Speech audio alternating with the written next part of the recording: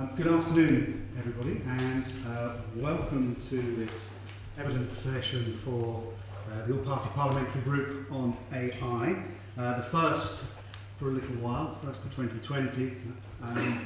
Unfortunately, the inconvenience of a general election got in the way, but we are now properly re-established. We've had our inaugural annual meeting, so we are registered with the House and ready to get back to work. As you can see, we've got some spaces, so I don't know if anyone would like to fill those, but rather people were seated comfortably. We're feeling a bit isolated here. Yeah. Don't worry, we won't conduct a select committee style hearing here now. And I think it's very appropriate that the first meeting of the reconstituted group looks at the very important issue of AI and me, or in my case, AI and my constituents, and the impact that it potentially will have on them in all its various guises, its infusion into our daily lives, but also preparing a citizenry to work alongside AI and how it can improve people's lives, their quality of life, but also how they will understand how to work alongside it. What are the issues that we need to be addressing, and we need, as an all-party parliamentary group, need to be informing Parliament about. And that's our primary purpose, is to act as the conduit between the AI community in all its guises and parliamentarians to help them understand what the impact of this will be and what the challenges are and what they need to be aware of when dealing with their constituents. I say this every time, but I think we are one of the most productive and busiest all-party groups, and that is in no small measure to the efforts of Brigitte and the Big Innovation Centre, and of course to Desiree, who is now leading for the Big Innovation Centre on AI. Now, to explore the issues of AI and me, we have 6 excellent speakers who are going to give us their thoughts on this. I assume I have them in the right order on my sheets. What I would invite you each to do is, rather than me read out long biographies from each of you, if you could just spend a few seconds at the start of your presentation explaining where you're coming from on this particular issue. Now, I've been told that each of you have been informed that you've got 5 minutes. I will try and keep you to time. I'm terrible at this because I hate cutting people off when they are in full throw, because we are very desperate to hear from you. But if you see me doing that, it means you're running well over time, please, so that we've got to cut it to, bring it to a close, so that we can actually get some question and answer and get some dialogue going. I co-chair this group with my colleague from the Lords, Tim Clement-Jones. I don't know if, Tim, you want to say anything at this stage, or we'll pile in it. Go straight ahead. Fine. In which case, I'm going to go to my first speaker, which is Anna Thomas, who is the director and co-founder of the Institute for the Future of Work. Anna, 5 minutes. Thank you very much, Stephen, and congratulations to everyone on reconstituting your APPG so fast and getting on with this important subject. As you said, I'm the director of the new Institute for the Future of Work, which was born out of the Commission for the Future of Work, and I set up with our co-chairs, our Nobel Prize winner in Work and Technology, Chris Pisarades, and the former female president of the Institution of Engineering and Technology, Naomi Clymer. I think this is, you said, why do I want to talk about this? I think this is a super important issue and super important to build on the enthusiasm that we're beginning to see for citizen participation, and to, I would say, looking at work and future work, to align it with thinking and work we've done on employee and worker engagement and participation, and look at how it fits together with thinking about work as it transforms. We at the Institute welcome this sort of shift towards thinking and prioritising citizen participation, initially just in connection with public legitimacy and trust, and now increasingly for wider and more substantive reasons, so to ensuring dialogue between decision makers and people to shape our direction of travel, to ensure tech developers are operating not in silos but with other stakeholders to promote diversity, which is really important, super important, and proven to boost innovation and growth at a firm and national level, and to increase both public understanding of AI impacts and understanding of these impacts themselves. So all things that you're looking at today. What I'd like to talk about is not the different models that we've seen of this, citizens jurors, for example, and the excellent Turin initiative for engagement in policy making about machine learning, but thinking about work and the workplace as an important way to advance citizen participation. So not thinking of them as two different issues, but seeing how they complement and enrich each other. We think the division between them is perhaps artificial. And why is that? We say that because work is at the centre of most people's lives and their family lives, and central to social and economic well-being at a local and national level too, that it shapes our identities, it's a form of socialisation. It's also right that AI is being introduced across sectors and jobs pervasively, so it's experienced and understood by people on a day-to-day business. You see a lot of the issues that you talk about in your group under the microscope when you think about them in the context of work. It's also perhaps interesting and informative to think about work because it's a forum in which there are already some structures in place to engage people and to engage workers, and indeed some rules about consultation. So we have, for example, the information and consultation regulations, which are a good starting point. It also aligns with thinking about how we can encourage a human-in-command approach, which is now increasingly widely endorsed, including by the OECD and the International Labour Organization. And it also, very important, we would say, aligns with thinking about how we can all encourage design and use of technology, AI in particular, in a human-centred way, focusing on how technology can best be used to make things both more efficient and make work better for people. So what can we do about it? What can we do better? We should give, I think, a generous interpretation of, as an absolute baseline, the information and consultation laws that we already have, and focus perhaps on the business case for doing more rather than less. At the moment, there are limitations. It's triggered by employers or agreements.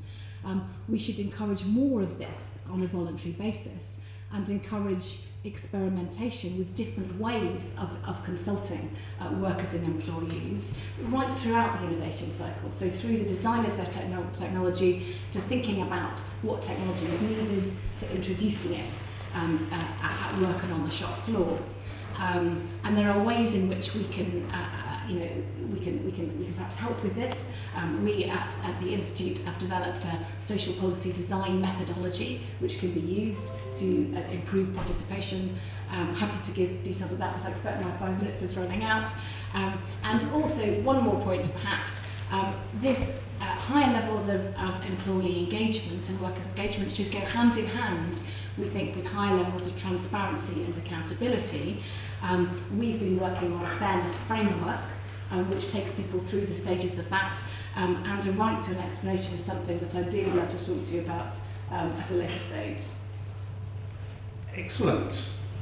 Yes, I guess, Anna, that was a delightfully positive, upbeat approach to this, but of course, I mean, the culture of a lot of business is a million miles away from that as we speak. I mean, in terms of thinking about the adoption of new technology and the transparency with which it's adopted and so on, I mean, there's a huge culture change required, isn't there? I mean, how many employers do you really think know about human in command? I mean, is that now percolating through the IOD, through the CBI, and in a major way yet? I mean, pardon me if I sound a bit cynical, but you know, I work in a pretty big law firm, and I don't think anybody has yet talked to me about this and said, right, we're doing all this stuff, you know, but we're now particularly devoting our attention to human in command. I love that. I love the name, by the way. I think that's absolutely right. So we need to simplify it and focus on things that are achievable, such as the right to explanation, which I know you've got a debate table for Wednesday on. So another thing, other than the right to an explanation, which is perhaps at the furthest end of the innovation cycle, would be a statement of purpose. Because employees and workers need to know what the AI is being used for. What so that ties in with things like the purposeful company and so on. Yes, absolutely, yes. The fact that it's happening, what model it is, how it's trained, basic information about the logic involved, before we even get to the right to explanation. And these things we think sit side by side, higher levels of consultation and engagement. And are there any good examples that you can cite where this is beginning to happen? Because AI is being adopted more widely than perhaps we all recognise. Are there good examples of companies who are doing this consultation with their employees?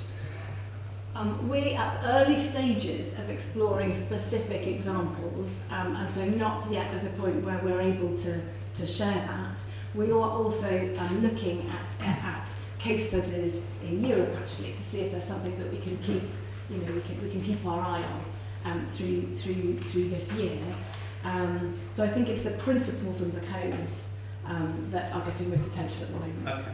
Excellent, thank you. I'm sure that will generate some questions when we get to that section. Right, next up is James Hadlow. It's James Hadlow, who's Senior Strategy and Policy Lead, NHS England.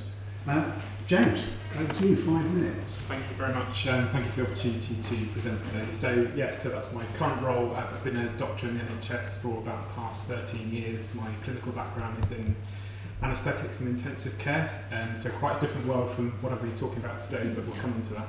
I've also got some background in medical education and also in industry as well, and undertook this work as part of public engagement as part of the Dundee Fellowship, which is a clinical leadership national fellowship within the NHS. So part of that project was to very specifically look at public engagement in health around artificial intelligence. That was the topic which I chose to look at, and the reason for that being, one, that Dundee was an opportunity for us to look at something a bit different that we're doing within the healthcare setting, and also combine my interest in digital health along with looking at clinical leadership opportunities. So it was really during my scoping work that I identified that there were some issues regarding public engagement, or rather lack of public engagement when it came to health, particularly for typically underprivileged groups such as people living with dementia, those groups that weren't necessarily at the forefront of innovation in this particular area.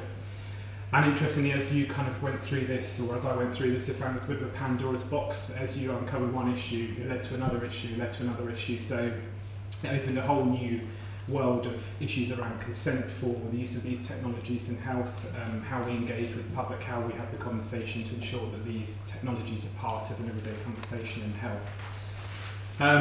So, Desiree, is it possible to display the slide? So as part of our public engagement work, we undertook some work with NIHR, National Institute for Health Research, and it was a combination of work with East Kent Hospitals and University of Kent as well. And I'm showing this slide now, not to go into any huge detail, but to demonstrate that this was a medium that we used which was accessible for the participants. So we had 20 participants, most of which were people living with dementia or their carers, but also people working as carers in sort of more institutional environments as well. And clearly, as we found from our public engagement work, digital health is all around us and very much being used and adapted and innovated in people's homes on a daily basis. But these devices that are being used are not necessarily meant for that particular purpose. And the example we give is something like Alexa. People are using those devices for lifeline type devices, but the regulation is not there to ensure that we can use them as a medical profession. And it's quite interesting to understand how we as a medical profession interact with the public on that particular issue. So how do we as a medical profession, for example, deal with the information that's coming to us from these devices that are used from the home, and how do we integrate that into their care on a daily basis? So some clear themes emerge. You can probably just make out the main themes there. So some issues around trust. So the public very concerned about making sure their data, particularly health data, as we know, particularly there's concerns around that to make sure it's secure. They're very supportive of its use in general. But there was a really interesting quote that AI has its place in my digital health, but it must not replace the human touch and interaction. I think it's a really important message for us to remember, particularly as clinicians.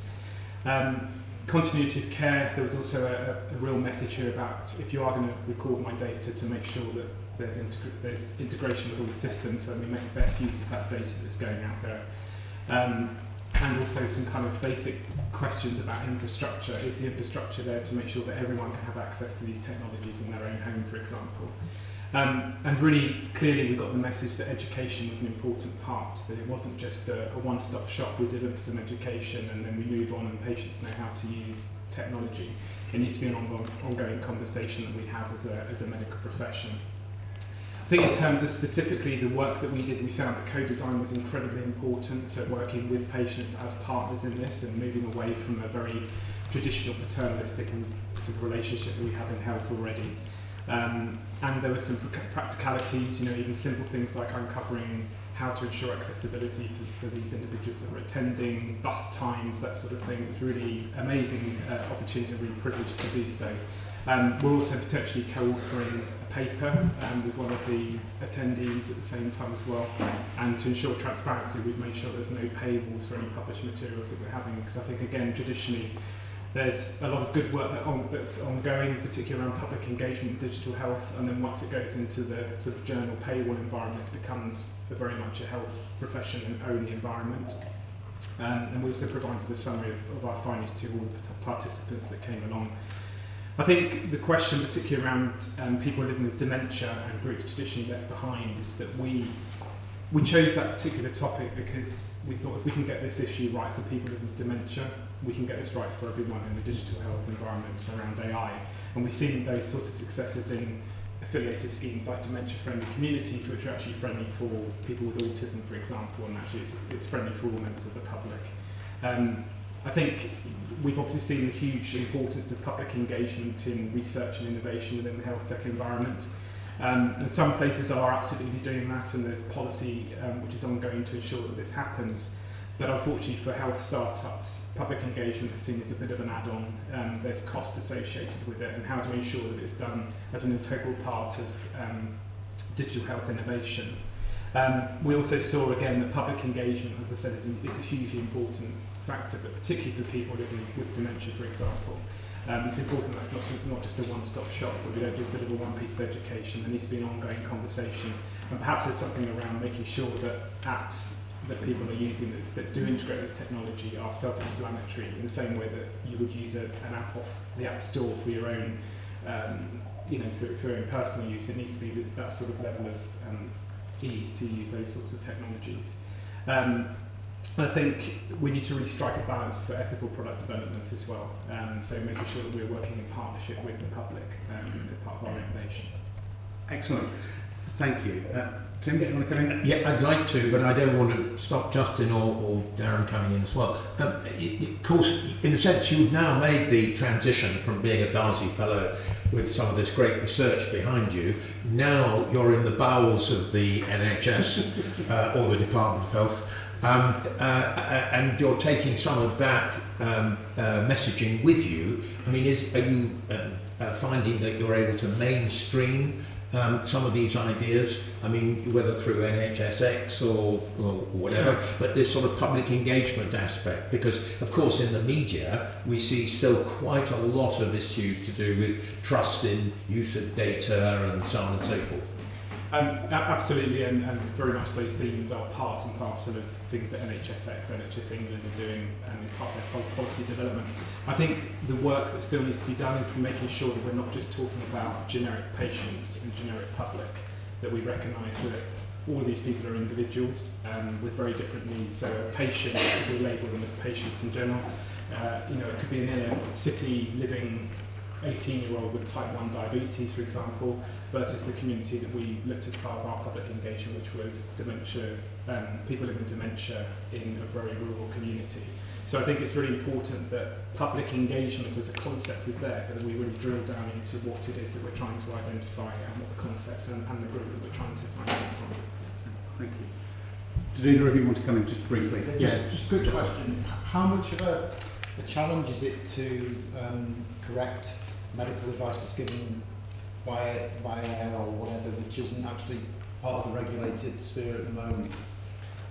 It's incredibly difficult to do. I mean, as we sort of saw in our own work, people are using these devices already, and the regulation isn't there. And so, when people are using these devices in their own home, for example, even just moving away from AI, for example, people are using Wi-Fi cameras, for example, to use as monitoring for a distant relative to make sure they're okay in their own home. But I don't think as a society we've really worked out where the liability lies, for example, if something goes wrong with it, because they're being used as medical devices, but they're not actually medical devices. So if your internet connection fails and that device then doesn't allow a carer or a relative that person's had a fall, for example, I think there's a wider question to look at. Thank you. Excellent. Right, moving on. I'm going to invite Laura Douglas, who is Chief Technical Officer and co-founder of MyLevels. Laura, 5 minutes. Thank you very much. So my background is more on the engineering, AI engineering and research side. And I've worked mostly though outside academia in consumer apps, so particularly in healthcare, things like Babylon Health, and then 2 years ago founded MyLevels. And so what I wanted to talk about today is the way that we think about AI in general is often as this sort of disconnected thing that's outside of us, something that's controlling us, something that's, or could control us in the future, or talk about the future of AI, or talk about it as something which is going to take our jobs or something like that. And I really do see it though as, we should be thinking more of it as a tool, something that we could use ourselves in order to understand our own bodies, understand the surroundings of us, just understand ourselves better. And the main difference here is, that in one case companies own the data, in the other case we own the data. So yeah, I guess I'll give you a bit about MyLevels, what we do as an example. So what we do is, it's a consumer app analyzes sugar levels data, which we take from continuous glucose monitors, which are little devices that go in your skin and measure levels. And then we take people's food logs, we combine them and work out how different foods impact their sugar levels, so that they can then personalise their diet to make it, they should keep their sugar levels more stable. And it's been going quite well. We've had 200 people using the beta trial version that we launched last year. But we've had a lot of issues with accessing data from continuous glucose monitors and from Fitbits. So even if a user's using our product and they want to give us their continuous glucose data, there's very, very, very difficult to do. They have to go, they have to email the company, get the data, and then they don't always get all the data, and then they have to send it to us. There's absolutely no way to make any sort of real-time product on top of this. Another issue I've seen, another company from Boston who are creating a device that basically, it's supposed to be an app that avoids opioid overdoses and deaths by immediately alerting based on blood oxygen levels. And Apple Watch already has this. They already have a blood oxygen level monitor, but they won't give access to it to other companies. They won't give access to it to the user themselves. So I think it bothers me for a couple of reasons. One is that there's a lot of products that could be made that could really help health and society, which can't be built because of this restricted access to data. And the second one is more that actually, just from a moral standpoint, it's like I can't get my own data, my own body data. I also have an issue with that from that level. And so the recommendation basically would basically be that we should require all devices measuring biometric data, for example Fitbits, Apple Watches, continuous glucose monitors, these sorts of things, to give customers access to their data via secure APIs. So the reason I'm saying biometric data is because, for one, it's very easy to define. It's an objective measurement of our bodies. Secondly, it's very personal sort of data, as I mentioned before. It's almost defining our bodies. And thirdly, it's a sort of data which actually could benefit, which AI would actually be very valuable to be used upon. Or you could create actual AI products based on, because it's raw data which hasn't been already biased by human interaction and human intervention. I think what's great is that we've already got set a precedent with the open banking policy, which allows people to access their transactions via secure APIs. So there's already some sort of precedent there, and it's created some really great products in the fintech and really great companies, actually AI companies in London in that space. So I think seeing this something similar in healthcare would be incredible for people and for the society. All right, thank you very much. Your business model, is that basically, is it a procurement by the NHS itself or individual trusts, or is it a consumer product, therefore, that you're directly selling in a sense, but obviously you have all those data issues at the same time? I didn't quite gather. I meant to explain, sorry, I missed that bit. It's basically a consumer app. So the user uses the app and then they can connect it with different devices in order to understand. We actually target specifically for weight loss, because basically when you spike your sugar levels, your body produces insulin, you then put on weight. And then when your sugar levels crash, you produce ghrelin, which makes you get cravings. So if you can keep your sugar levels really stable, then you can avoid putting on weight. So it's actually targeted more for weight loss than anything medical. So you have a fantastic set of terms and conditions that are immediately understandable by any consumer. I'm going to ask him after, yeah. Okay, Darren. Thanks. I just want to dig into a bit on this data portability issue. Someone will probably correct me if I'm wrong, but my understanding, certainly under GDPR, is that I have a right for my personal data to be portable to other providers, and it needs to be given to me in a standardised format that allows me to do that. So why is that not working for you here in the UK? So most of it is because of the time delay it takes to get the data back.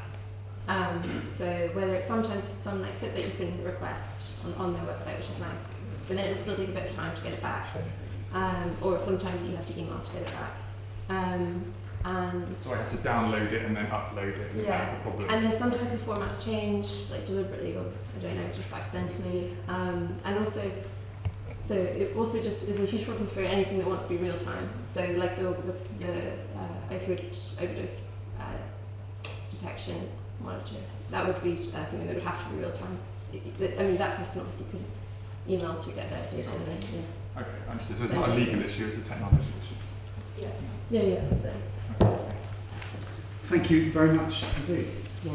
Right, moving on. I'm now going to invite Professor Chris Reed to talk to us. Chris is a computer science and philosophy professor at the University of Dundee. Chris. Thank you very much, and thank you for inviting me here this evening. So I've worked in AI for over 20 years, and I run a research group that develops theory that underpins some of the kind of cutting-edge results in the area, particularly in supporting human reasoning. And I also build software that's used by hundreds of thousands of people. In the past couple of years, I've started to become profoundly concerned about a kind of intensifying drumbeat that seems to be going on in the media. So we know that artificial intelligence is with us already, and lurking around the corner is superintelligence, and the singularity of ever more intelligent machines creating yet ever more. According to Elon Musk, it's humanity's greatest existential threat, and as Stephen Hawking warned, it could wipe out humanity entirely. We should all be scared, we should all be terrified, impotent bystanders in our own imminent extinction. And we know this because of all the column inches that are devoted to it. Right? But for many people working in AI, this attitude is rather perplexing because it relies upon a fundamental assumption that AI, rather like raw computing power, is incrementally moving forward, and actually rather unlike computing power, is inexorably moving towards a specific endpoint of human-level generalized intelligence. The thing is that there's plenty of evidence that both parts of this assumption are completely false. And furthermore, that not only is AI not moving incrementally forward, but that despite the field's many successes, which I'll talk about in a moment, if we focus on the public perception of this kind of human-like AI, we are no closer to it now than we were 64 years ago at the Dartmouth conference when the term AI was first introduced. So, for a concrete example of AI's limitations, here's a quick test that any of you can carry out at home. You can push the very boundaries of bleeding edge AI research, an example of a Turing test question to root out AI wherever it might be. So what subtly clever, dastardly complex, intellectually masterful challenge are we talking about? Are we talking here about poetry, abstract reasoning, empathy? No, none of these. I'm talking about pronouns. So for one of the most common devices you might find at home, you might like to try this. So go and say to it, I like Amy Winehouse, play something by her. And the device will dutifully pull out a record from an obscure French electronica band called Her. Now, it's not that no AI research systems can solve this problem. There are systems that can. But it's rather that the kind of processing that's required to solve that problem is very different from the kind of processing that figures out that the imperative play something is to be associated with some particular function parameterized by whatever is said next. So, I mean, AI has got lots and lots of successes, and they're very visible these days, and the machine learning techniques, most of which were introduced either at or shortly after that Dartmouth conference, now run at such enormous scale and on such unimaginable volumes of data that they can capture statistical regularities in language and images and so on with enormous accuracy. But all of these AI systems fail to exhibit what the late John McCarthy referred to, he was the organizer of that Dartmouth conference, as elaboration tolerance. And this is the ability for a solution to be flexible even if the problem changes. When I last met him before his death almost a decade ago, McCarthy was himself rather sanguine about his lack of success in building AI systems that were elaboration tolerant. But then and since, that lack of success is absolutely ubiquitous. AI solutions remain uniformly, resolutely fixed and siloed. One area where this siloed and non-incremental processing is particularly clear is in game playing. I'll just use this as an example so that highlights things like Deep Blue beating Kasparov in '97 and more recently AlphaGo winning just about a decade ago. AlphaGo, though, does not build on the algorithms of Deep Blue. It starts completely from scratch, building on completely different engineering assumptions. And it's not just that Go is a different game, it's that Go's complexity is so much greater that the algorithms that we use in Deep Blue are completely useless. So you have to go back to the drawing board. And of course, even though AlphaGo and its more recent descendants are extremely good at playing those games, it's not clear that such abilities are a stepping stone to human-like intelligence at all. It's not that human intelligence is an assemblage of an ability to resolve pronouns, an ability to play Go and interpret medical images and so on, but rather that those skills are the result of the consequence of some more generalized system. And we need a revolution, in fact we need a series of revolutions in our understanding that are required for components of such generalized AI. And these revolutions might be just around the corner, but more likely they're centuries away. Okay? What's much more close is a world in which we have these narrowly focused, limited, siloed AI software components that interact with and contribute to human activity and human decision making. Some of the examples we've heard of from the previous speakers. So in conclusion, though there are lots of things to worry about, and themes of access and trust, I think, are excellent examples, in the development and deployment of AI systems, one thing that we do not need to worry about in the foreseeable future is this kind of human-like AI. And I think that we should seek to counteract the fear-mongering by educating the public about how AI works and what its limitations are. Demystification should start in school with hands-on experience of building AI software. Public empowerment might begin with things as silly as the simple tool like a pronoun test that take away the wonder of AI and replace it with kind of prosaic realism. We should encourage both the development and adoption of AI as a trusted team member, so we've had the themes of trust come up a couple of times, and with clearly delimited roles and responsibilities. And I really like Anna's phrase, the human in command. That's a nice way of capturing that. And finally, I think we should not be investing any public money in exploring or mitigating the challenges presented by this sort of human-like AI, which is not one iota closer now than it was before we even had the vocabulary to be able to describe it. Chris, thank you very much indeed. Tim.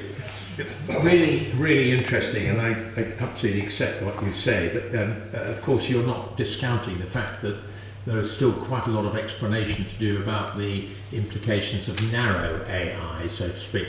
And actually it's probably quite good preparation, isn't it, for that 50, 100-year advent of superintelligence, or whatever one may choose or choose not to call it. Absolutely. So I think explainable AI is clearly going to be critical, partly through existing regulation, partly through public demand for understanding how data is being used and how conclusions are being reached. So clearly explainability is critical. It's also really difficult. So this is not a small incremental step in itself. We're having to, in many cases, go back to the drawing board and think up new ways to be able to engineer explanations for things where we can already reach conclusions, which is... Although we do hear from the Google scientists there are no black boxes anymore. Is that not correct? I would certainly say there are some black boxes kicking around. So you think he was being a bit over-optimistic? Well, who knows what's going on in the bowels of the Google research labs, but certainly I see plenty of black boxes producing solutions with no justification. So this move towards a sort of generalised human-like AI, is the barrier to that the computing power required? No, absolutely not. Sorry to interrupt. No, that's fine. So I did a little bit of digging, and there are estimates of the number of synapses in the brain, and if you wanted to be able to represent all of them, you can buy a server that costs about £120,000, which is big enough to do it. Right? That's not the problem. It's what goes on in the machine. That, as I say, is just, it's not as if we are edging towards it, right? No. 70 years ago, we could look with exactly the same amount of information, other than perhaps knowing now that there are a few other things that aren't going to get us there. But other than that, we are not closer to that kind of human level of intelligence being representable and manipulable in machines. So which begs the question, why in 100 years or 300 years will we? I didn't say that we would. Okay, thank you. That's clarified. That right. We know what we're striving for: elaboration, tolerance. Yeah. Excellent. I'm going to move on to our next speaker, which is Dr. Zeynep Engin. I hope I pronounced that correctly. Who is Senior Research Associate at Urban Dynamics Laboratory at UCL. Over to you. So, thank you for the opportunity to start with. I am a Senior Research Associate based at UCL's Computer Science Department, where I also lead UCL's Interdisciplinary Digital Ethics Forum. My current research focuses on the evaluation of algorithmic behavior, assessing artificial intelligence systems for ethics and legality in critical decision-making situations. My broader interests lie around the digital transformation of the public sector. To this account, I lead the International Data for Policy conferences and serve as the editor-in-chief for the Data and Policy Journal, together with my colleagues, Professors Prof and MyLevels. I am also the principal investigator for the GovTech Lab, established as a national knowledge transfer consortium, bringing together key stakeholders from academia, government and the private sector in this growing space. So amongst many other developments and disruptions caused by the current narrow AI systems, I believe a key concern for individuals is the skewing of reality and opportunities provided through large-scale recommendation systems in particular. For example, search engine algorithms essentially determine what information to prioritize and what information to suppress for any given topic of interest, hence having a dominant impact on the context of opinion formation and individual preferences, both in mundane everyday situations such as where to eat, what to listen, what to watch, etc., and in critical decisions at population level, such as job opportunities presented to different segments of the society, public discourse in shaping democratic debates, etc. Even under the unrealistic assumption of ultimate impartiality for the controllers of such systems, there is still a fundamental problem of such systems having an impact on human judgment and self-determination, a problem that many see as comparable in scale to that of climate challenge at this point in time. Having said that, I would also like to stress that it would not be a responsible approach to encourage public discussion of such critical matters without providing a holistic background on both the fundamental concepts and functioning of such systems, as well as the opportunities provided and the pitfalls that come alongside. At its core, AI is an extremely exciting scientific inquiry with the ambition to replicate human cognitive abilities, although we are still far from it. Both the previously unimaginable opportunities provided from this inquiry and the potential new forms of systemic risks that come alongside with the technologies associated essentially originate from the dependent or independent agency created through this paradigm. For example, machine learning algorithms, which construe a subset of artificial intelligence systems, effectively self-program and evolve dynamically, hence raising important questions about human control and determination of such processes. Going beyond the current, mostly reactionary public discourse around the ethical implications arising from the increasing deployment of AI systems, I would recommend the government and parliamentarians to enforce a more balanced and proactive public discussion around the concepts of algorithmic agency, governance, and decision-making to increase awareness and provide basis for more informed opinion formation on such critical matters. In the more immediate term, however, it is crucial to make citizens aware of the instances where AI had an impact on their lives directly, whether it is in the form of recruitment, policing, or welfare decisions, or diagnostics, or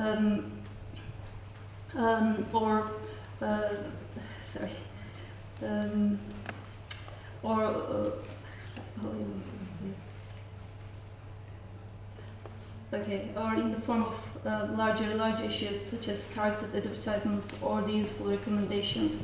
Appropriate explanations for the rationale behind the use of AI systems in such situations should also be provided, hence the need for operational transparency in government, private sector, and citizen interactions. So I sincerely thank again for the opportunity to contribute to this session, and I look forward to the rest of the discussion. Thank you very much indeed. Excellent. You talked there about the power of the search engine to effectively, it will give you what it wants to give you. Are there any examples where it gives an you can ask for an alternative set of results? Or is it a binary? What it is, you know what I mean? You'll get what you're given, or can you say, I would like you to do that search again to give me an alternative set of views? I am a user of such systems as everybody else, and the way that I would try is probably try to look for different keywords and putting different parameters or applying different filters into my search. But it's still determined. The result is still determined by the priorities of the algorithm more than my option, my choice. So the public education part of this is to effectively make people more sceptical of what they're told, and to question it and not just accept everything is handed to them is correct. In the more immediate term, yes, absolutely, and everybody should be alert to the fact that what they're seeing is one story that comes from one source, or maybe few small sources, small number of sources. Excellent, thank you. Tim, did you want to? No, fine. Okay, and moving on to our last speaker, who I'm very pleased has managed to make it all the way from Vancouver despite our appalling weather, which is Peter Scott, who is an author, How AI May Save or Destroy the Human Race. Peter. Thank you for inviting me and for the traditional British welcome with the weather. Sorry. I've had the privilege of speaking to and learning from an incredibly diverse set of groups in the UK, US and Canada about how AI could change their lives. A bit about me, I'm British born and bred. I read computer science at Cambridge, after which my interest in space exploration led me to NASA's Jet Propulsion Lab in California. And for the last 20 years, I've continued that work as an independent contractor so I could pursue additional concerns, in particularly commercial and societal ramifications of advancement in AI. It was the births of my daughters, who are now 10 and 6, that prompted me to become an author and speaker and to form the Next Wave Institute to help organizations prepare for technological change. It wasn't a career I would have predicted when I started as a computer nerd, but having also developed credentials in a very different field of human development, I find being, as it were, equally bad at so many different things means that many different groups will accept me. And I believe the problem of preparing for the disruption of AI particularly demands building bridges between groups that rarely talk to each other. I've worked with groups from middle schools to retirees and from accountants to new age speakers attempting to convey the slippery idea that AI can be both a great boon and a severe threat if we do not manage it consciously and adapt ourselves to its effects. I want to distinguish here those possible effects from the necessary evolution of AI into a human analog. That the scientists at the Asilomar conference laid out some principles on this that did delineate how AI can pose threats without ever exhibiting consciousness, free will, creativity, and just from the growing complexity. Now this feels like walking a tightrope, as I'm doing right now, to balance those concepts. For people wanting to use AI in business, we're busting myths like thinking the software is the most important thing, instead where it's really almost always the data. And describing the risks of AI feels like we're really just finding a way to get AI one way or another, whether it's in the short term, we're talking about issues like privacy and explainability, but then there are issues stretching into the value alignment problem in the future. Yet none of this means that we should stop developing AI, in fact quite the opposite. I've been struck by three observations. First, remarkably similar reactions regardless of location or demographic. Everywhere people have the same concerns, questions and hopes. Second, children have no problem learning about even the most unpleasant scenarios, and in general they're more resilient than their elders in facing this volatile future. And we should construct teaching programs all the way down to primary levels. They can handle it. Third, it is painfully clear to everyone that the individual measures we discuss are insufficient. As much as my colleagues and I can assist a business in optimizing its own response to disruption, those responses are plainly inadequate to address the global societal disruption that people anticipate. And they can see that only major governments can bend the needle in that regard. My audiences want to know what government's doing about that, and it's one of the reasons I'm here. We appear woefully unprepared for this unknown. There's a current patchwork of think tanks and ad hoc funding that suggests as though you went into a primary school classroom in 1944 and said, "You're in charge of planning the invasion of Normandy. Would you like an extra pencil?" Doing better requires coordination and integration across sectors from national security, armed forces, education to industry, academia, and social welfare. And when I discuss disruption, it's apparent that any remediation strategy would connect these sectors in abstruse relationships, and the responsibility for that cross-cutting coordination clearly belongs to government. It also clearly requires sustaining a focus across decades against something we can only expect of government. I think if the Western governments don't do that, China will. And they might appear to have an easier task because they're not constrained by public opinion, whereas here you have to socialize initiatives with the electorate. But my work suggests that socializing the initiative is not just the problem, but also the solution. The more we develop AI, the more it provokes us to question what it means to be human. I try to get people to ask that question of themselves before disruption forces the issue more painfully. I believe that Her Majesty's government is uniquely positioned, among others, to address disruption. I recommend creating a new Department of Future Planning to coordinate those national sectors. Thank you for your time. Thank you. Was that Department for National Planning, Future Planning? Future Planning. Thank you. Tim? Yes, really interesting. I'm not quite sure I share all of what you've said, but in particular, there was something that you said about the same concerns are shared, more or less across communities and so on. But there is a difference. I mean, if you look at, say, for instance, the Japanese approach to robots, I mean, they don't have the Terminator narrative that we have in the West. at all. I mean, they're much more trusting of care robots that will pour you a drink, the bartender that we saw last week in the Times or whatever it was. It's the cultural differences that need to be taken account of, as well as, if you like, the ethical, the common ethical concerns as well. I think it's relatively minimal. You can find plenty of dystopian manga featuring robots. The Japanese have to have a cultural acceptance of robots for taking care of their elderly. They do not have enough young people to do that, so that's a major effort there where the R&D has actually shaped the national conversation. Interesting. I think we might have a debate about the impact of Shinto religion, actually, but there we are. We can go into that. You said that the HMG is well placed to do this, bringing together of departments across government. Are there any countries that are doing it better than us, that are ahead of the game in terms of public engagement and bringing together all the various elements that will be affected by this? Not that I've seen. There's obviously the 2016 OSTP report in the US and the Senate hearings that they've held since then, but it doesn't exhibit the kind of transparency that I see here. Thank you very much. Can I thank all of our panellists for their contributions?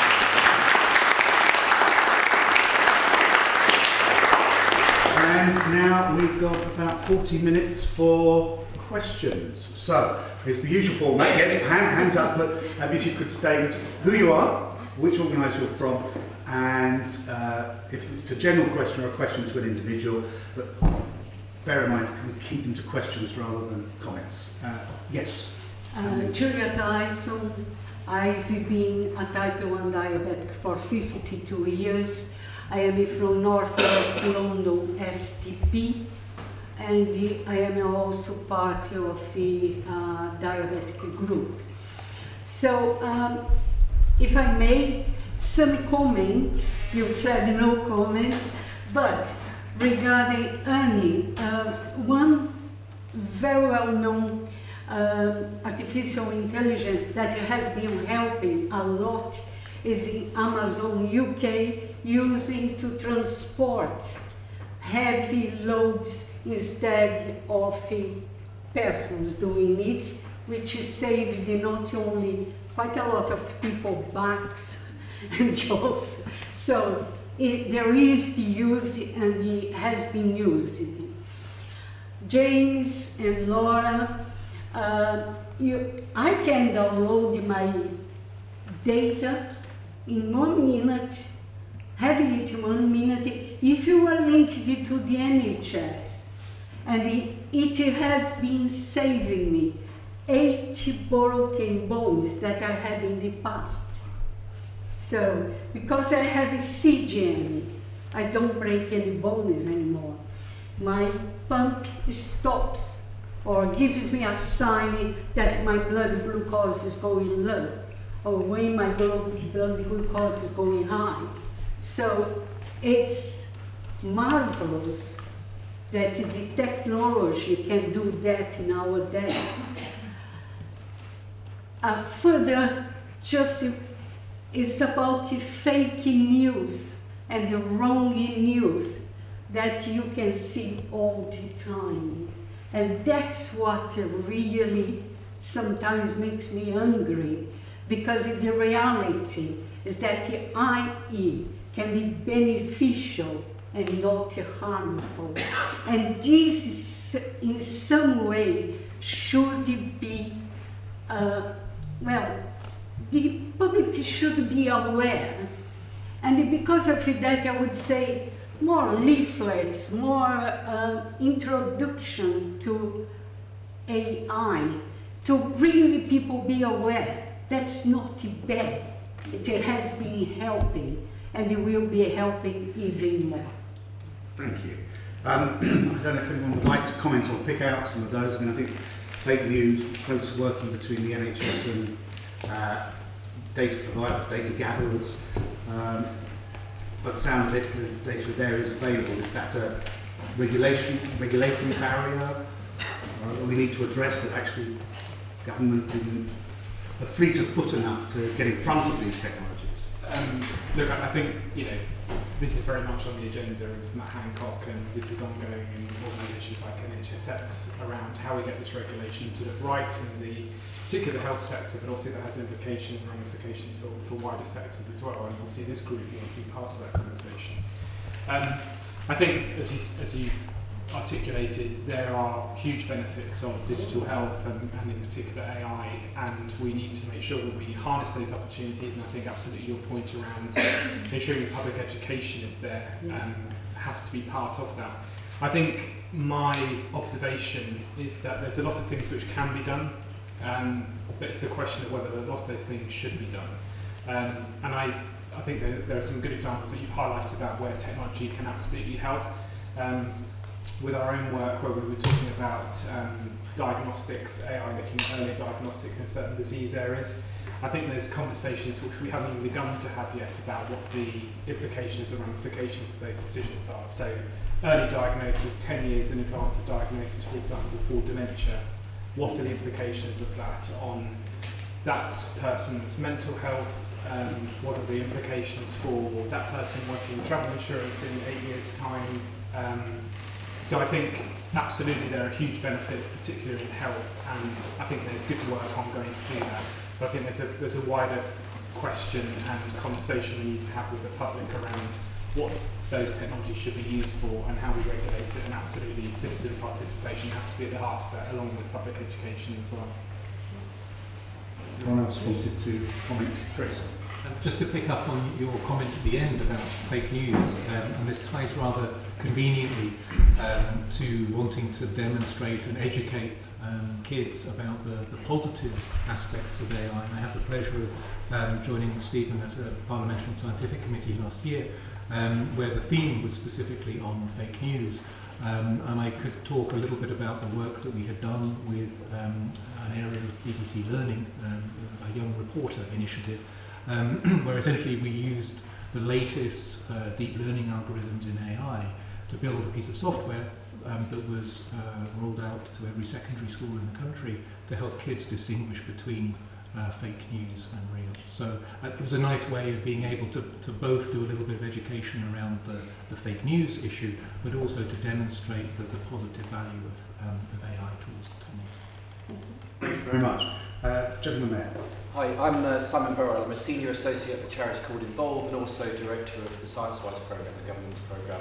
So very focused on involvement, which you might guess by the name of my organisation, and my focus is very much in science and technology.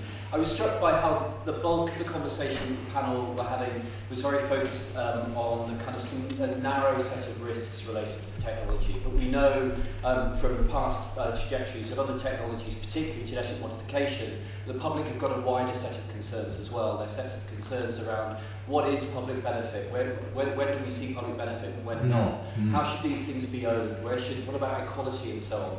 So I guess I've got I've got two questions therefore. One is kind of how concerned are the panel about that, and how would you go about doing the engagement? I've got lots of ideas, but I'd be interested in yours. But secondly, particularly picking up on your point, Anna, about the need to integrate engagement more. I definitely agree with you about worker engagement. We need to be thinking much more widely. The public are having these conversations already about AI. So I'd be interested in your perspectives, how we move or integrate the formal engagement with the much more informal engagement that is already happening, and particularly how the public learns from it and takes it into account in its policy making. Who would like to make a comment on that? Please. Actually, in the first version of the evidence that I have submitted, I try to list all the different types of challenges that I thought would be really relevant to today's discussion, but ended up deciding that it would be too much for a 5-minute sort of contribution to start with. But I do, of course, agree that there are many other challenges, ranging from all the way how our democracies are working, how the economics, how the value is created and shared within society, how our psychological perceptions are changing, how our everyday, many aspects basically. Even we can go into the potential environmental cost of having those sort of highly complex systems, doing that sort of highly complex analytics with using pure power, pure electricity, basically, as in the case of the Bitcoin debate, for example. It can still be thought in this context as well. So, yes, huge issues, but too little time, I guess, to get into all of these problems. Thank you. Anyone else want to? Anna, did you want to? Yeah, and I'm really interested in what you say about integrating formal and informal ways of doing this. In a way, the whole thing to do it effectively is about integration. So integration of the formal and the less formal, of work, of thinking of people as citizens and thinking about them as employees and workers, and also integration between different types of areas, be it sectors or any other way of sort of dividing things down. I think we're going to, in a kind of answer, but it's only the beginnings of one really, I think we're going to have to be quite creative about how we do this, in terms of our goals, in terms of our processes and our forums. And I think we've only just, we're early on in that journey. Perhaps if you want to submit some of your ideas post the meeting, that would be very helpful. Thank you. Right, gentleman at the front here, and then I'll go to the right to the back. So my name's David Wood. I chair London Futurists, and with such an organisation, of course, I'm very pleased to hear the recommendations from Peter Scott that there should be more future planning, departments of future planning, where we look not just at the increments, not just extending what's here already, but at the disruptions, which is when something that doesn't make sense and doesn't work today suddenly becomes viable and changes the landscape. As, for example, neural networks and deep learning changed the landscape of artificial intelligence back about 2011. But my question really comes to the point that I thank Chris Reid for raising. He raised the question, what should we be saying to the public about the risks highlighted by Stephen Hawking and others about the risks of artificial general intelligence? And you were very forceful. You said, we're not one iota closer now to AGI than we were in the days of the Dartmouth conference. You're saying it's completely false to say that there is these issues and that it's likely that we're centuries away. So what's your response to the work of people like Stuart Russell, who's been a professor at Berkeley in AI since the late 1980s, who's written a very compelling, to my mind, book recently, Human Compatible, which says, yes, it's true, we're not going to get to artificial general intelligence incrementally, but we should not discount the possibilities of new breakthroughs. Such as, for example, a former member of this House, Lord Ernest Rutherford, a great speaker, great doyen of physics, who used to say again and again that it was moonshine to expect that people could ever get energy from the atoms. And this was reported in the Times in September 11th, 1933, and somebody in this city, Leo Szilard, picked up the newspaper report. And walking through London later that day, he realised that a newfangled thing called the neutron, which had not been properly understood until recently, actually more than means to get energy out of the atoms. And then 12 years later, after that realization, there was the bombs in Hiroshima and Nagasaki. So shouldn't we be cautioning people that actually there are possibilities of breakthroughs in which suddenly the pronoun problem will be solvable, recurrent neural networks coupled with other systems that others are working on. Stuart Russell in his book has a whole chapter on what's needed to be done for artificial general intelligence. I think there's about 6 or 7 things. But we don't know how many will be solved by single breakthroughs, just as we didn't realise how much was accomplished by deep learning, which suddenly had results in multiple fields, not every field. But so I just ask you, are you open to taking on board the remarks of people like Stuart Russell that actually the time to make people think about the possible future of artificial general intelligence is now, rather than 300 years in the future? Of course. I thoroughly agree that there could be a breakthrough tomorrow, indeed. But of course, you're talking about a fundamentally different view with respect to power from the atom. You're looking backwards from it having happened, and it's always easy to see it through that lens and then say, oh yes, he was utterly ridiculous for having said what he said. But if you turn it around from where we are now and look at all of the things where we may have a fundamental breakthrough that's going to deliver society transforming change, We have to select from those which are the ones that are somewhat more likely. So do we need to worry about, imminent interstellar travel? Well, no, not really, right? I mean, it's not impossible that there will be a theoretical physics breakthrough tomorrow that will allow this to happen, but I don't think it's something that government should internalise and start to build policy around. And similarly, unless there was some indicator from Russell or indeed anyone else that these breakthroughs were in some sense imminent, then I don't think it should formulate and drive policy. So I'm not saying that there aren't breakthroughs that are possible, and indeed possibly even desirable. I also think it's sensible to have an informed public debate, but I don't think that that's the same as allowing people to go crazy and be terrified in the way that some media seem to be keen to do. Okay, thank you. Anna, do you want to try and catch my eye?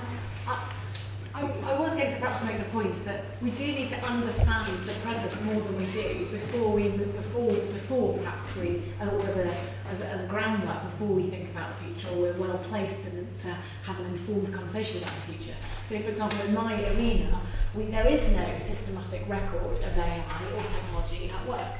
And we don't yet, and we don't have task-based data for the ONS. So that our current level of understanding about disruption, locally and specifically, is actually, a bit patchy to say the least. Even though there's a sort of high-level agreement that between 20 and 30% of jobs will be displaced or significantly changed over 10 years, and as many be created. Yeah, and I suppose at the moment AI is sort of, we're being drip-fed. And we move along with it, whether it's our device sitting on the side that will play something by her rather than Amy Winehouse. But there will, I think, be some significant changes along the way that will increase public awareness and concern around AI. And the one that I quote is, if we ever get to widespread use of autonomous vehicles, at that point you will have people who are displaced from their jobs by potentially delivering your Ocado order. And at that point, I think there will be a deeper public understanding of how AI is going to change the way we work in place. I'm not sure they're that concerned about it at the moment. Yes, there is the killer robot scenario, but I think there's a middle ground to be had where AI will have a significant impact, which we're probably not preparing people for well enough at the moment. I mean, there's a massive difference, isn't there, between the different forecasts. You get the chief economist of the Bank of England plunging in with some really kind of lurid forecasts. Then you get others, the OECD and so on, are more optimistic. But it's because of the difference between the different forecasts. It's very difficult to get a handle on that in terms of public communication, isn't it? Yes, and the media certainly, I think, focused on those differences. Although actually, if you sort of look very down deep into them, they've all got different methodologies and thresholds. And so I think the sort of increasing sense that it's a sort of a third of it within a reasonable period, and there'll be. So there is a consensus building, somewhere. I think so. Yeah. Thank you. Yes, Peter. I think this is a very good question. It illustrates the tremendous difficulty we have of applying the precautionary principle to this question of when or what to do about, let's try and avoid human level, but artificial general intelligence that has wide-ranging powers, because if by the time we can see that on the horizon, it will be too late to prepare to mitigate the possible risks for that. So I do hope that is decades away, because I think that it would take at least a couple of generations of concentrated effort to prepare to deal with that. I think we need to ask ourselves, considering the possible power that such systems could represent, are we as a people ready to assume the responsibility for that kind of power? And if the answer to that is any kind of pause, then the answer is no. So this is the challenge that you have, is to control this narrative when there is such a vacuum. And if nothing else, maybe we can put some money into research that would give us a better idea that narrows it down somewhere between 2 and 200 years. Thank you. Brigitte has to leave us shortly. I know you wanted to come in. Well, my question is related to a little bit like a cross question. Clement-Jones mentioned before when one of you presenting about the purposeful company work which we do at the big innovation center. And one of the big aspects, of course, is how technology changed, of course, changed the relationship to workers, the relationship to sustainability, the relationship to shareholders, which I know we'll discuss in a later session on investment. But here we talk about the citizens. And I sometimes feel like we become the data conversation is very important, of course, is very important. But the aspect of a purposeful company related with citizens is that it's producing the products and services they need. So do we get better health care? Do we live more sustainable? Is the finances looked after better, etc.? And I think that we have kind of a conflict because when I pay my energy bill, the small print says that the energy company has promised they want to share my data. But actually that's a problem because I want to be more sustainable, so I want to share my data. When we do things in the healthcare system, when I broke my arm over the summer, then I had to decide that, of course, I'm not going to share my data. So they think they're protecting me, but actually, to me, they're actually putting me at bigger risk. So, what is the reaction for everybody at the panel of these kind of conflicts in the way in which we think what good governance looks like versus kind of the citizens as a group and not as an individual? Yeah, I guess that was very much my point. Yes, I totally agree that there's so many products that can be built on top of was data which they were very happy to share. Which isn't, especially in healthcare. Actually, I'm sure. You even mentioned that people are, especially in healthcare, willing to share their data. So what went wrong when there was the project that was health data done? I can't remember the exact name. But where there was going to be widespread use of health data for our overall benefit, and yet there was outcry about that. Do you think the public mood has changed? More fields, DeepMind, or I mean, we've had several. No, it was the government-led project. Care.data. Care.data. So, I mean, there's been.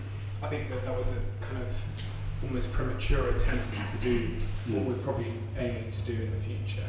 And I think the principles behind that were correct. I think possibly the way it went about wasn't there. And I think, picking up on some of the points from the previous one, I think, when we look at that narrative about what it is, I think we haven't really got to the heart of it. And we had a conversation whilst we were doing our work about should we start these sort of public engagement events with a bit of a mini lecture about what AI is.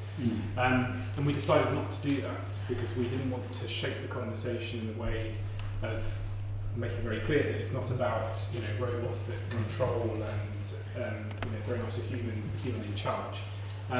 So we didn't do that, but yet as we did those public engagement exercises, we found that straight away the images of robots appeared, the fear of losing control, the quite balanced views of we want to use our data, but we want it to be secure. So I think we've become quite paternalistic in saying, as you said, we don't want you to have your health data shared, and yet we're also saying if you use Tesco Club Card, we'll create offers for you that will tailor your shopping and get discounts for you. So I think we need to somehow bring all that together, and we're not there yet. But I think I really think what happened with more fields and what's happened with Google is pretty much the opposite of what everyone says. Like that was one company taking everyone's data without asking the individuals at all. And I think that's exactly the opposite of what we want to be doing. I don't think we want to be giving all our health data to one company. I think exactly the opposite. We let people choose who they give it to. Yeah, but this is just to pick up before we go. This is my point here is that between the companies and the regulators, they are deciding on data governance. But it is really about what they talk about the Creative Commons. That if you can share your data with Facebook or with Twitter, you might as well share them to Creative Commons pool, so they're owned by society. And I think that might be some of the areas where we need to think forward about data governance. But the most important thing is here that it's not just the data condensation, but it's solving the problems that AI can solve. So can we actually live better? And that must be dominating before you're almost asking whether you share your data or not. Can we solve your problem?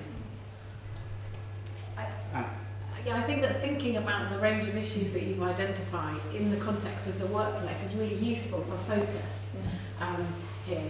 And we've done some interviews about AI and data-driven technology in different sectors, which does suggest, it's not published yet, but it does suggest that there is a link between a sense of autonomy and well-being and other aspects of the quality of work. And these do need to be kind of recognised and owned, these issues, in order that they can be solved. And underpinning a lot of this is information asymmetry.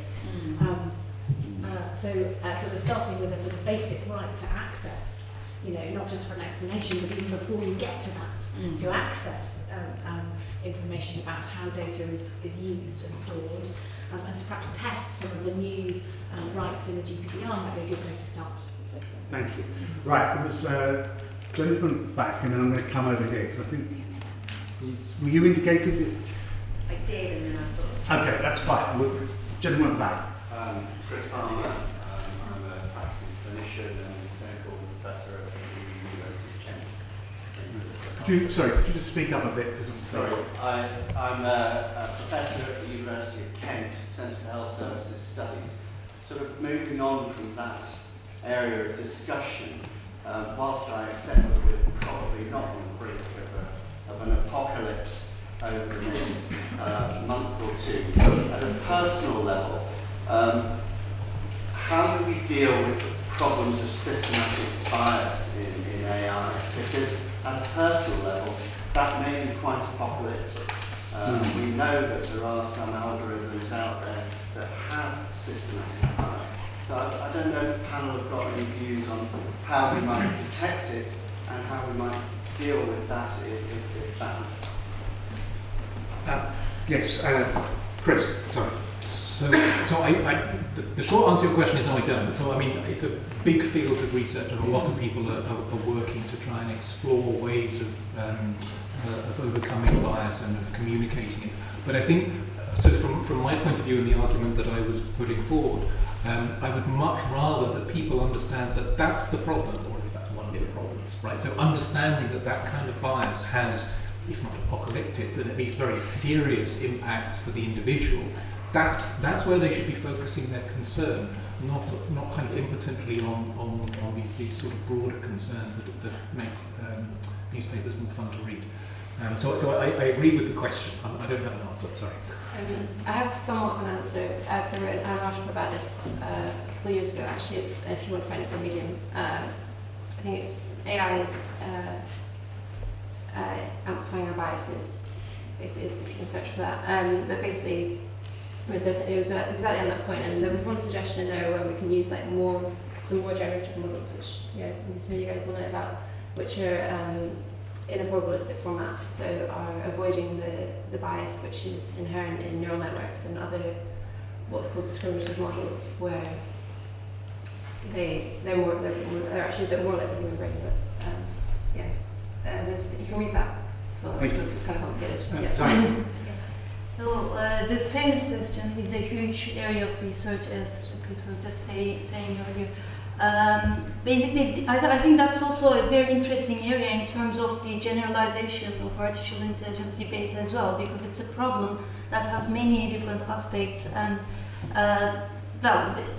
one of the latest figures that we basically currently have at least 21 different definitions of algorithmic fairness, mathematical definitions, and some of them are actually contradictory to each other as well.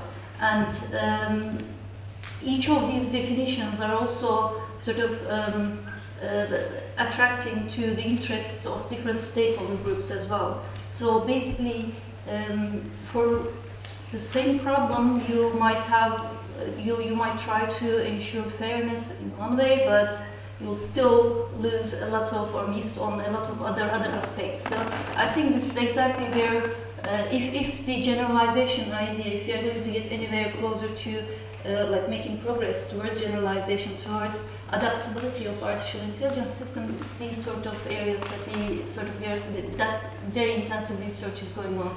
But it is not an easy question. Obviously, you can always say that training data has to be, if you ensure that training data is more balanced and more sort of representative, then yes, that will help with some degree of fairness or less bias in the outcome. But still, it's a very interesting problem to deal with for all of us. Thank you. Anna. I think that auditing is going to become increasingly important. So not just the fact of auditing, but the approach taken to auditing, and also not just bias, but also potential for discrimination, which is a different way of looking at it. Some of the issues, overlap. So we've done sort of some analysis of auditing tools out there. We haven't published it yet, but it's coming, and found that people take, there are lots of tools, but they take many different approaches, even to the definition of bias, which is confusing. And so we will, I think, need to work towards a more consistent standards and help possibly from the data at the Centre of Ethics and Innovation, if I've got the name right, to have some standards and prototypes and, and advice on what's the best approach to this will be needed this year. Fine. Thank you. Yes. Jaya Handa, I'm the Privacy Director at Liberty Specialty Markets. We're a global insurer. I'm also a consultant on digital ethics and insurance at EIOPA. We talked a bit about societal differences. We talked a bit about Japan versus the UK, etc. And the perceptions of individuals varying by jurisdiction. Lots of the work thus far over the last couple of years that have been published have drawn upon guidelines that have come out of the European Commission, the high-level expert group, etc. And I'm interested in the panel's opinion on to what extent they think that UK citizens' perceptions of AI are different to those in EU jurisdictions, and if so, should we begin to depart policy and regulation away from the direction of the European government? A good question. Zeynep. Well, in general, I think for all of these technologies, it's we have got different approaches emerging. Well, Asia has been sort of mentioned earlier. There, there's a cultural acceptance of these technologies being part of daily lives and also used in a way for a more general societal cohesion situation. Whereas in the multinational companies situation, you have got the private sector having the public acceptance of private sector having more of those control of those sort of technologies. In Europe and in the UK, I think it's more very cautious approach to these sort of things. But I'm not sure if that is the it's the third way in my view. So it's really prioritizing personal individual rights and individual sort of privacy, individual human rights issues in the first place. It is nice and really idealistic, but I'm not sure in practice how much it will make this region more competitive to the rest of the democracies. Anyone else wanted to comment on that? Yes, it's not so much, I guess, about citizens on views versus other countries, but I really do feel like, having worked in Silicon Valley and in Singapore as well, I really feel like the UK is the world leader in AI in terms of what the technological talent we have here. And so I think that's an important thing to bear in mind as well.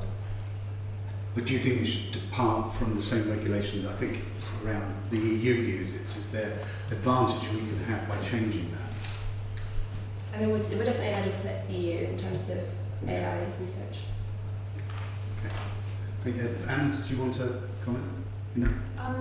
It's also right to bear. There are going to be differences, and some are going to be, and there are going to be some similarities. So in response to things people have raised, there's an AI and robotics organisation in Europe that's adopting our Charter for Good Work just as a tool to think about in the design of things. But there are organisations in the UK doing it too. The implications of AI on work quality, and similarly the Institute of Electrical and Electronics Engineers, which includes many reps from the UK too, have principles that which are shared, human rights, well-being, data agency, and so on. Okay. Thank you. Tim Gordon, Best Practice AI. Maybe building on the last question. Seems to be at the heart of participation is education. And one of the key things you look at what European partners have done. So the Finns have set out a very ambitious program to educate 1% of the population in how AI works. They set a big program, they rolled out across the country, and hope that would seed broader understanding. And then as part of their European presidency, they're trying to send it across the entire European Union. Should we in the UK be doing something similar? It's called elements of AI, I think, isn't it? Anyone want to comment on that? I mean, it sounds good to me, but... Okay, thank you. Little confirmation maybe. Probably we should have those sort of target numbers in terms of skilled AI workforce and skilled AI talent in any sort of country that wants to be competitive in this space. But I think it's also becoming more and more fundamental problem, like the way that we are trying to teach basic maths to students or basic statistical reading, reading into things so that they understand what's happening around. I think it should be embedded into really across the education system, and everyone should be getting some sort of training in this space. But to add on to that, yes, what's special I think about the Finnish example is that they do get they involve representatives from across society. So it's not just technicians or people in very high skilled jobs. Or the young. Or the young. Or the old. Or the old. Yes. I don't think there's much argument that more education in AI is a good thing. I think the question is what kind of education and aimed at who. When I first got into this, it was hammered into me that if I continued to adopt the rigor and precision of academics, scientists and engineers, those would be the only people that would listen to me. And so we need to, and this also gets to the question about the cultural differences, understand how to reach people who will otherwise tune out and be fodder for this information is aimed at their particular appeal. And any suggestions how we do that? Well, involve people from outside engineering, science and academia who have more expertise in communication. Is this what I was saying earlier about the need to have cross-fertilization between very different areas of expertise? I just wanted to pick up Chris's mention of John McCarthy earlier on, because of course one of his famous quotes was, as soon as it works, no one calls it AI anymore. Yes. And this is what you're up against when you're talking about citizen engagement. It's just part of everyday life. It's not AI, so it's not scary anymore. And the job issue is in another basket, basically. So, I mean, isn't that an issue? I think that's exactly right. And I think it's one of the things that underpins the fact that we have these wildly different predictions about how AI is going to impact the workplace or anything else, is because the definition of AI is so variable. And I mean, so I was reading a recent consultancy report estimating the market size of AI in the next 2 years at something like $1 trillion. And you think, well, okay, so it's going to be huge, clearly, but what on earth are they including in that bucket to make it precisely that size rather than half or a tenth or 10 times? So yes, I think it is difficult to delineate what constitutes AI, and this is why I've been harping on the kind of generalized intelligence, because people will point at that and say that's definitely AI, and that's the thing I'm worried about. Thank you. One final comment question. Yes. Hi, my name is Frank. I work at Digital Catapults. I was really interested in some of your comments. So we heard a lot about algorithmic agency. We spoke about GDPR, where the premise is, of course, consent. You alluded to as well a robust set of terms and conditions and allowing people to access their data. And given this huge focus on consent, I was really curious to hear what the panel thought about where AI is deployed at, say, like a city scale, where you might have technologies such as connected autonomous vehicles or facial recognition technologies, and the idea of consenting maybe a little bit more difficult or opting out isn't a possibility, and how we might mitigate some of those challenges. Anyone want to tackle that small question? Do you? Sorry, go on. Yeah, I'm just thinking, well, is it the really use of AI in large scale, or is it like face recognition technology? Yes, it's an AI technology, but the decision to use it is not really something to do with algorithmic agency. So yeah, I mean, so I was a bit confused, basically thinking of it as an algorithmic agency at scale. Yeah, it's a huge problem. Just in terms of agency and consent are kind of correlated in theme a little bit. Well, if in the face recognition case, obviously you don't consent. Basically, it's a huge problem, huge privacy problem, and I wouldn't vote for it, but it's out there. So in Chicago, they are rolled out. I can't quite remember what it's called. It's not the Internet of Things. I think it's the Internet of Objects. And basically, they are looking at flows of people and traffic at junctions to make the best use of a limited resource, i.e. the amount of time they've got available in a city that's growing. And what they do is, as they roll these out, they have forward engagement with the community most closely affected. And these are every couple of kilometres, potentially all major junctions. And they talk to the local community and demonstrate what it can, and equally importantly, what it can't do. So it takes a snapshot of the junctions, it counts the number of people, the number of cars, it's comparing this all the time, but then it deletes it instantly, having gathered the anonymised data. It's just numbers at that point.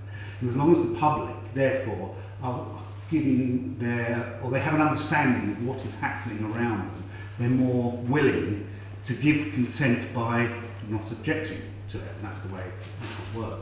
And of course it improves, it's improved the interaction between the city authorities and their citizens as well, because they feel like they're involved in this change. And it's made a significant difference, as I say, on both the technical level and on the engagement level. So I think there's lots of things you can do. So we have to trust to a level, or to a degree, that those who are developing this technology are doing it for the greater good, as long as they're doing it against a framework or a background where they accept there are ethical issues, privacy issues. Of course, the flip side of that is there are equally those who want to analyse every photo and can see benefits of that in crime prevention, crime detection, lost people, lost children. So there's this dichotomy of where does the greater good lie in protecting your privacy or in having a more secure and safe city. It's 7:02. In which case I'm going to draw this, well, I think it's been a very interesting discussion to a close. Can I thank Anna, James, Laura, Chris, Zeynep and Peter for their contributions.